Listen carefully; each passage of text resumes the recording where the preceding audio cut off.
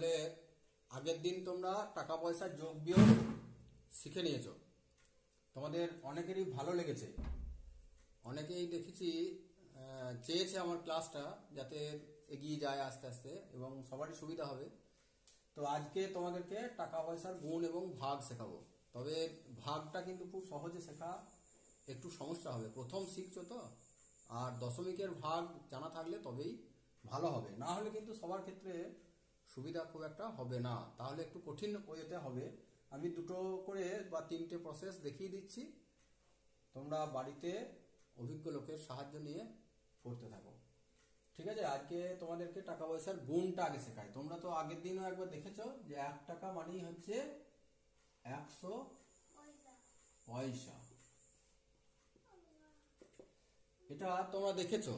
এবার গুণটা কিভাবে করব, গুণ তোমরা জানো, গুণের নামটাও নিশ্চয়ই শিখে নিয়েছো।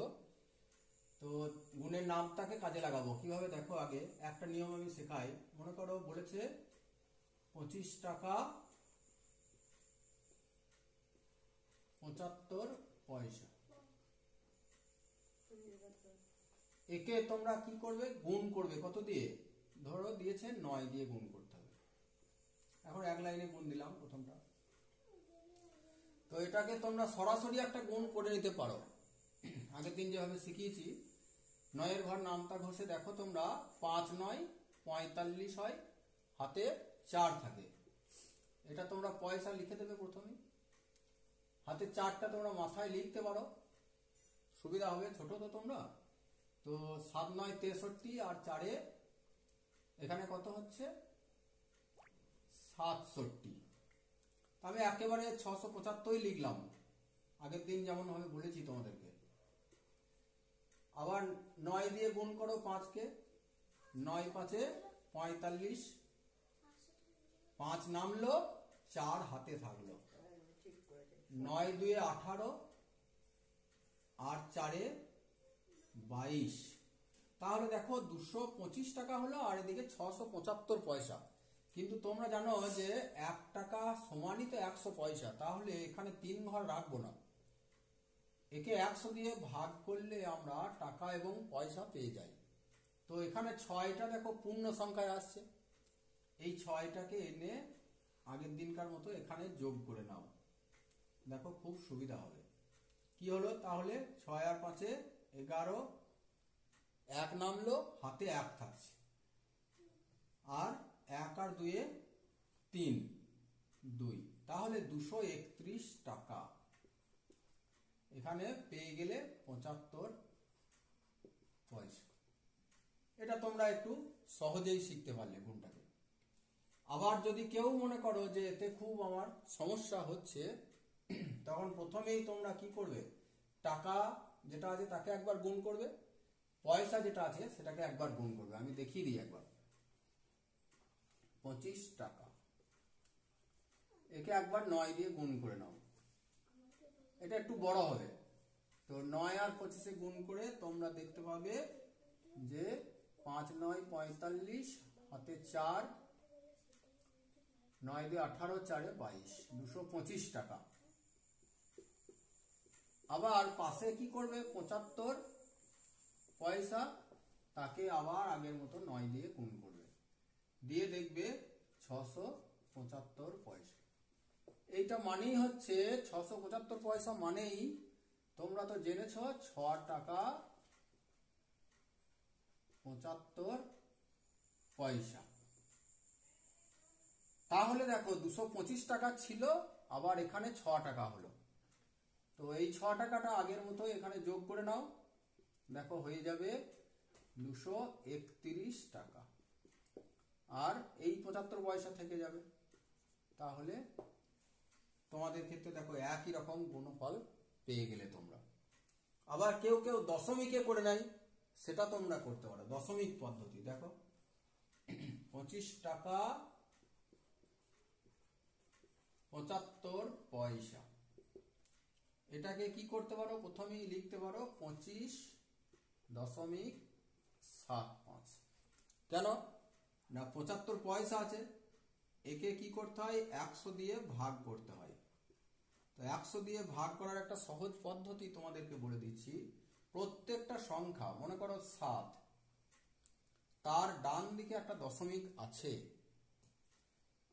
এবং যখন তোমরা এই শূন্য দিয়ে ভাগ করবে তখন ভাগটাকে এইভাবে দশমিকটা সরিয়ে আনো। কত ঘর সরবে? এখানে দুটো শূন্য আছে, তাহলে এইভাবে সরিয়ে নাও। দেখো এই যে 2 ঘর, এবং দশমিকটা এখানে চলে এলো। তাহলে দুটো শূন্য আছে বলে আমি 2 ঘর বাম দিকে সরিয়ে আনলাম।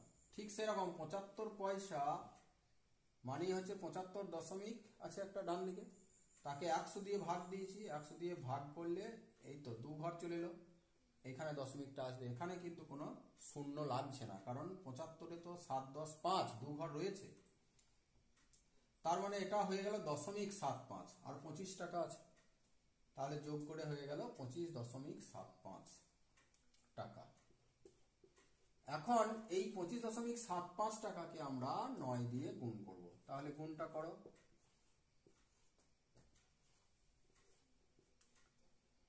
প্রথমে গুণ করে নেবে, গুণের সময় দশমিকের গুণটাতে এই দশমিকটা নেই মনে করে গুণ করতে হয়। 5 9 45, 5 নেমে গেল, 4 থাকলো, 7 9 63, আর 4 67, 7 নামলো, 6 থেকে গেল, 9 5 45, আর 6 51, 1 নামলো, 5 হাতে থাকলো, 9 2 18, আর 5 23। ঠিক আছে, দেখো 231 75।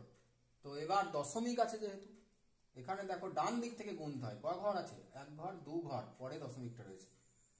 9 এর সঙ্গে কোনো দশমিক নেই, তাহলে এইখানে কি হবে? গুণফলে দশমিকটা 2 ঘর বাম দিকে আসবে, 1 ঘর 2 ঘর।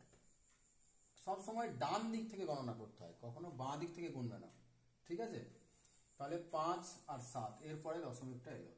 তাহলে টাকা পয়সায় দেখো 2 ঘর, এখানে পয়সায় 2 ঘর রয়ে গেছে 75, আর এই দিকটা টাকা, তার মানে সমানই আমরা লিখতে পারি 231 টাকা 75 পয়সা। তাহলে আমরা দেখো 3 ভাবে গুণটা করলাম, রেজাল্ট কিন্তু সেই একই আসছে। এবার তোমাদের যেটা সহজ মনে হবে তোমরা এইভাবে যে কোনো একটা গুণ করে নেবে। যদি কোনো সমস্যা লাগে বা আরো কোনো ভালো পদ্ধতি তোমাদের মনে হয় কমেন্ট বক্সে লিখবে। ঠিক আছে, এরপরে আমি ভাগের কাজে যাব। তাহলে ভাগের কাজ শিখতে গেলে কিন্তু সহজ কিছু ভাগ তোমাদেরকে আগে জেনে নিতে হয়, সেইগুলো তোমরা আগে বাড়িতে প্র্যাকটিস করো। ভাগটা একটু কঠিন হয়, ছোটদের পক্ষে তো হবেই, বড়দের ক্ষেত্রেও অনেক সময় সমস্যা হয়। যোগ আর গুণটা যতটা সহজ, ভাগ এবং বিয়োগটা ততটাই কঠিন লাগে নতুন নতুন ভাবে শিখতে গেলে।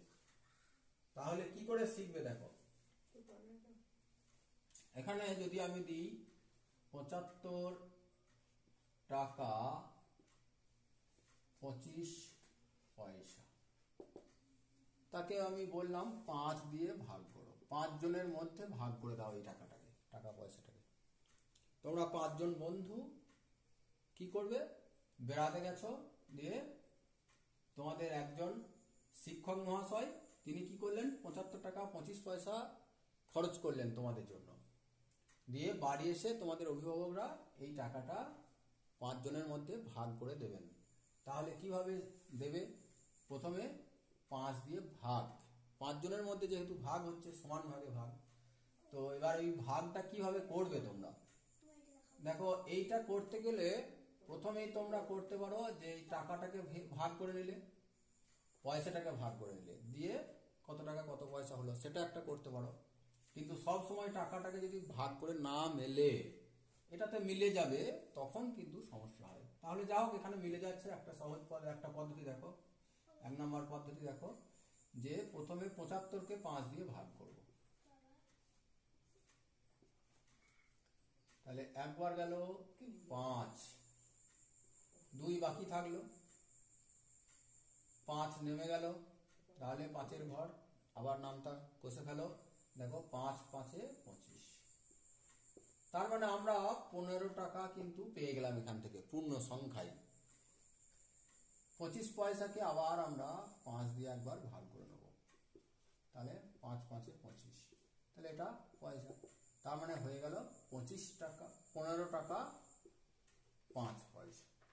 তোমরা এখন আর 5 পয়সা দেখতে পাবে না। আমরা 5 পয়সায় টিকটিকি লজেন্স তখন খেয়েছি, 5 পয়সায় একটা মার্বেল পেয়েছি, তোমরা কিন্তু সেগুলো আর দেখতেই পাবে না। মিনিমাম এখন 1 টাকা দিয়ে শুরু, 50 পয়সারও ব্যবহার চলে গেল। তাহলে দেখো এটা একটা পদ্ধতি, এটা সব সময় কিন্তু কাজ করানো মুশকিল আছে। যেমন এটা যদি 76 টাকা হতো তখন কি হতো, আমি একটা দেখিয়ে দিই। 76 টাকা 25 পয়সা, তখন কিভাবে করবে? তখন দেখবে 76কে যদি আমরা 5 দিয়ে ভাগ করতে যাই তাহলে কি হবে দেখো, প্রথমে একবার যাবে 5, 2, 6, 5 বার যাবে 25, কিন্তু দেখো 1 বাকি হয়ে গেল। তার মানে 15 টাকা সম্পূর্ণরূপে হলো। 1 টাকাটা এবার কি করে ভাগ করবে? তাহলে এখানে 1 টাকা আছে আর এখানে 25 পয়সা আছে, সঙ্গে সঙ্গে 1 টাকাকে কি করবে, 100 দিয়ে গুণ করে নেবে, দিয়ে এখানে হয়ে গেল 100 পয়সা। আর আগে থেকে 25 পয়সা রয়েছে, তার জন্য 25 পয়সা আবার যোগ করে নাও, তাহলে 125 পয়সা। এইবার 125কে 5 দিয়ে ভাগ করে দাও, তাহলে কি হবে, 5 2 10, 2 বিয়োগফল 5 নামলো, 5 বার যাবে, 5 5 25, তার মানে 25 পয়সা। তাহলে তখন উত্তরটা কত হলো, 15 টাকা পেয়েছো এখানে আর 25 পয়সা। ঠিক আছে, তাহলে এইটার ক্ষেত্রে একটু তোমাদের ক্ষেত্রে কঠিন হতে পারে, কারণ এখানে এই যে 100 দিয়ে গুণ করতে হচ্ছে, তারপরে আবার যোগ করতে হচ্ছে। সেই জন্য কি করা যায়, এটাকে যদি প্রথমে পয়সা করে নাও, দিয়ে ভাগ করো, দশমিক পদ্ধতিতে করবে। দেখো এবার কিভাবে হয়, দুটো পদ্ধতি দেখালাম, আর একটা পদ্ধতি দেখো কিভাবে হবে।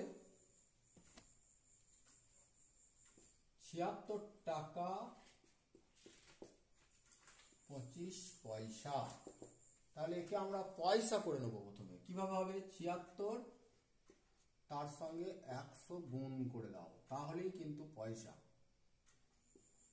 যোগ 25 পয়সা আগে থেকে আছে তোমার কাছে। তাহলে দেখো 7 6 0 0, আর এখানে আমি 25টা নিচে লিখছি তোমাদের সুবিধার জন্য। দুটো কিন্তু এবার পয়সা হয়ে গেল। তাহলে দেখো 7 6 2 5 পয়সা। এবার ভাগটা যেমন করো খুব সহজে ভাগ হয়ে যাবে। 76 25, দেখো খুব সহজে ভাগ হবে। 5 বার যাবে, এখানে 5 আছে, 1 বার দাও, তাহলে 2 বিয়োগফল 6 নেমে যাবে, 5 বার গেল 25, 1 বিয়োগফল আবার 2 নামলো, তাহলে কত যাবে, 2 বার, 5 2 10, মেলে নাই, 2 বিয়োগফল আবার 5 নামলো, 5 5 25, মিলে গেল। তার মানে এটা কি উত্তর বেরোলো, এটা কি টাকা না পয়সা? তোমরা ভাবো একটু, এখানে তো প্রথমে পয়সা করে নিয়েছো, সুতরাং যে ভাগফলটা বেরিয়েছে সেটা কিন্তু পয়সা হবে। তাহলে উত্তরটা কিভাবে করব, শুধু কি পয়সাতে রাখবো না, এত পয়সা আমরা বলি না, তার জন্য টাকা এবং পয়সাতে করে দিতে হবে। তাহলে একে দেখো, যখন 1525 পয়সা, এটা আমরা বলি না, কারণ পয়সাকে দু ঘরে রাখতে হয়, তার জন্য এটাকে আবার টাকা পয়সায় নিয়ে আসতে হয়। টাকা পয়সা আনা মানেই কিন্তু ভাগের একটা ব্যাপার থাকে, তো তোমরা ভাগ করতে গেলে একটু বড় হয়ে যাবে, তাও আমি করে দিচ্ছি তোমাদের জন্য, যেটা তোমাদের পছন্দ হবে করবে। তাহলে দেখো কতবার গেল, 100 দিয়ে ভাগ করতে হবে, 100 দিয়ে ভাগ করলে প্রথমেই একবার যাবে, 52 বিয়োগফল 5 নামবে, দেখো 525, 525, তাহলে 5 বার দাও, দেখো হয়ে গেল 500 বিয়োগফল 25। এখানেই তোমরা ছেড়ে দিতে পারো, কিভাবে, এটা হয়ে গেল টাকা, বিয়োগফলটা হয়ে গেল পয়সা। দশমিক করতেও পারো, আবার যদি দশমিক দাও তাহলে একটা শূন্যভাবে দিয়ে ভাগ করে মিলিয়ে দিতে পারো, তাহলেও কিন্তু সেই টাকা এবং পয়সাটা আলাদা করে লিখতে হবে, দশমিক পদ্ধতি সেটা। যাও এইভাবেই লিখবে, বিয়োগফল আর ভাগ করে দরকার নেই। এরপরে কি করবে, এই যে 15 টাকা 25 পয়সা তোমরা এখানে পেয়ে গেলে, এটা না করলে কিন্তু দশমিক হতো, ঠিক আছে। আর যদি এই ভাগ পদ্ধতিটা না করো তাহলে কি হবে, 1525 পয়সাকে দেখো আর একটা পদ্ধতি, 1525 পয়সা মানে কত টাকা কত পয়সা, এরকম তো বার করা শিখেছো আগেই। ভাজিত 100 মানে কি, এই যে আগে বললাম যে প্রত্যেকটা সংখ্যার ডান দিকে একটা করে দশমিক থাকে, তো এই ভাগটা সরাসরি না করে দশমিকটাকে 2 ঘর সরিয়ে আনো, দেখো হয়ে যাবে উত্তর 15.25 পয়সা, তাই টাকা 15.25 টাকা, তার মানেই 15 টাকা 25 পয়সা। এইগুলো একটু ধারণা তৈরি করতে হবে, ছোট থেকে আস্তে আস্তে তৈরি করো, দেখো বড়তে ঠিক হয়ে যাবে তোমাদের। আমরা এইভাবেই শিখেছিলাম, কিন্তু আমরা প্রথম থেকেই এইভাবেই অঙ্কটা শিখেছি, অনেকগুলো প্রসেসে, তোমাদেরও কাজে লাগবে।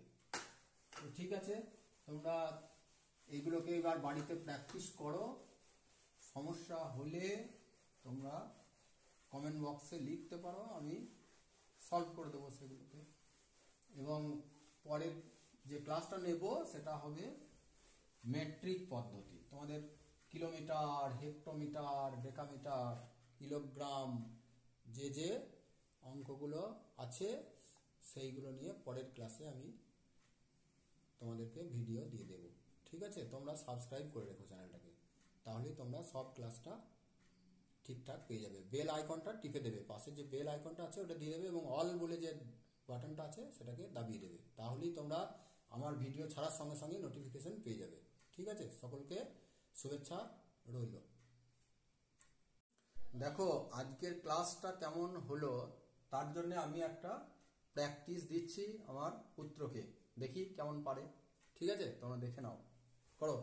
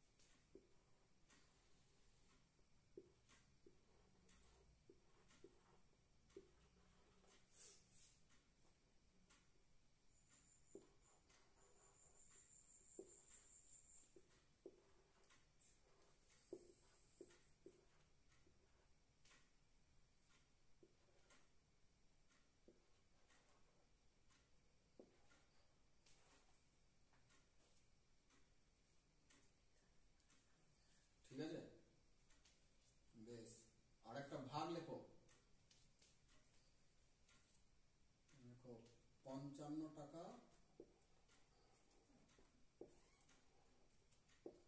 70 পয়সা,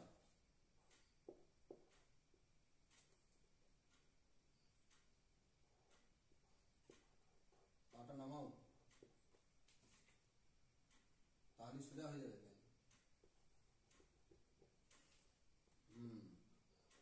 55 টাকা, ভালো করে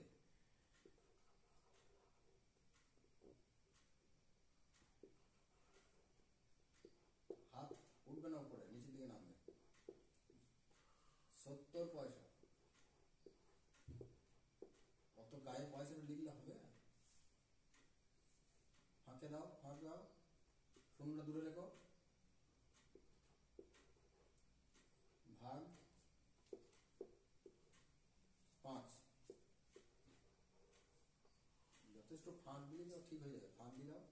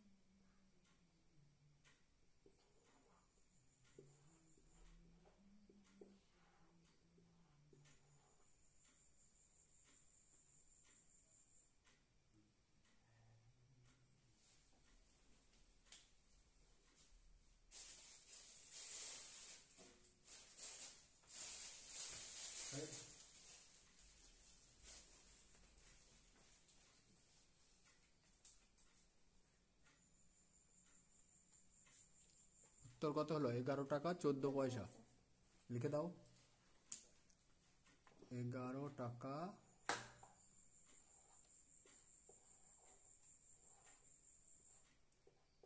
14 পয়সা। হাতের লেখা ভালো করতে হবে,